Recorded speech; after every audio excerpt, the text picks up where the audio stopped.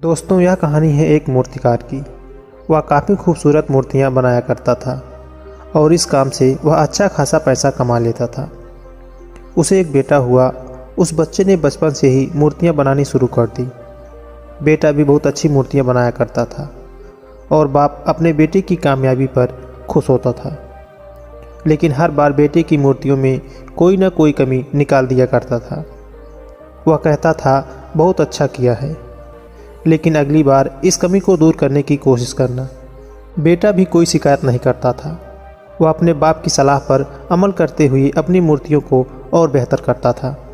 इस तरह लगातार सुधार की वजह से बेटे की मूर्तियां बाप से भी अच्छी बनने लगीं और ऐसा टाइम भी आ गया कि लोग बेटे की मूर्तियों को बहुत पैसा देकर खरीदने लगे, जबकि बाप की मूर्तियां उसकी पहली वाली कीमत पर ही बिकती रहीं। बाप अब भी बेटे की मूर्तियों में कोई ना कोई कमी निकाल ही देता था, लेकिन बेटे को अब ये अच्छा नहीं लग रहा था और वह बिना मन के उन कमियों को स्वीकार करता था, लेकिन फिर भी अपनी मूर्तियों में सुधार कर ही देता था। एक टाइम ऐसा भी आया कि जब बेटे के सब्र ने जवाब दे दिया। एक दिन जब पिता कमियां निकाल रहा था तो बेटा बोला, आप तो ऐसे कहते रहते हैं कि आप जैसे बहुत बड़े मूर्तिकार हैं। अगर आपको इतनी ही समझ होती तो आपकी मूर्तियाँ कम कीमत पे नहीं बिकती।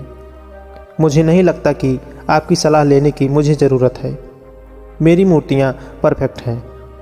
पिता ने जब अपने बेटे की यह बात सुनी तो उसने बेटे को सलाह देना और उसकी मूर्तियों में कमियां निकालना बंद कर दिया।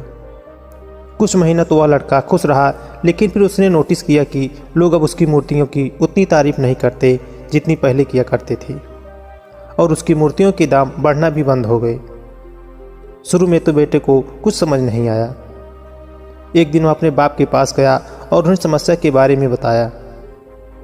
बाप ने बेटे को बहुत शांति से सुना, जैसे कि उसे पहले से ही पता हो कि एक दिन ऐसा ही आएगा।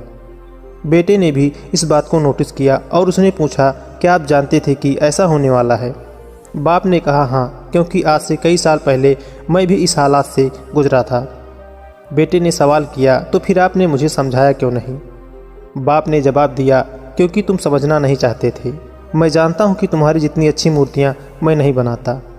यह भी हो सकता है कि मूर्तियों के बारे में मेरी सलाह गलत हो, और ऐसा भी नहीं है कि मेरी सलाह की वजह से कभी तुम्हारी मूर्तियाँ बेहतर बनी हों।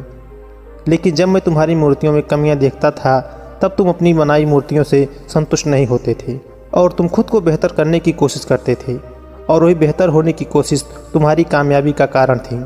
लेकिन जिस दिन तुम अपने काम से संतुष्ट हो गए और तुमने यह भी मान लिया कि अब इससे और बेहतर होने की गुंजाइश नहीं है, तो तुम्हारी उन्नति भी रुक गई और लोग हमेशा तुमसे बेहतर की उम्मीद करते हैं। और यही कारण है कि अब तुम्हारी मूर्तियों के लिए तुम्हारी तारीफ नहीं होती, ना ही उनके लिए तुम्हें ज़्यादा पैसे मिलते हैं। बेटा थोड़ी देर चुप रहा, फिर उसने सवाल किया, तो अब मुझे क्या करना चाहिए? बाप ने एक लाइन में जवाब दिया, असंतुष्ट होना सीख लो। मान लो कि तुम में हमेशा बेहतर होने की गुंजाइश बाकी है। यही एक बात तुम्हें हमेशा आगे बेहतर होने के लिए प्रेरणा देती रहेगी और तुम हमेशा बेहतर से बेहतर हो जाओगे। दोस्तों, आपको यह कहानी कैसी लगी हमें कमेंट करके ज़रूर बताएं। वीडियो को लाइक और अपनों के साथ शेयर ज़रूर करें, और चैनल पर नए हैं तो प्लीज़ चैनल को सब्सक्राइब करें और अपने आसपास स्वच्छता बनाए रखें। तो मिलते हैं ऐसी मोटिवेशनल और रोचक कहानी लेकर। तब तक के लिए नमस्कार, जय हिंद।